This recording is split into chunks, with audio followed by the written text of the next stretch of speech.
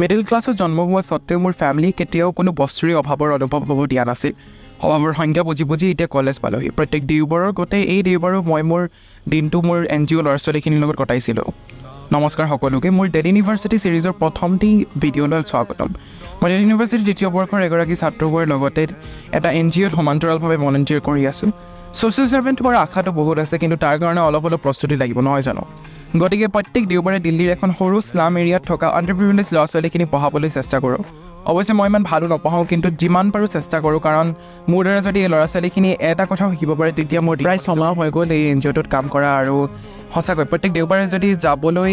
মোক বাহানাহে লাগি NGOটোত কাম কৰিবলৈ গোটেই দিনটো ল'ৰা ছোৱালীখিনিৰ লগত হাঁহি ধেমালি কৰি ফূৰ্তি ফাৰ্তা কৰিলোঁ পঢ়া শুনাও কৰিলোঁ আৰু লগতে ফুৰিলোঁ অফক'ৰ্ছ দেখিছে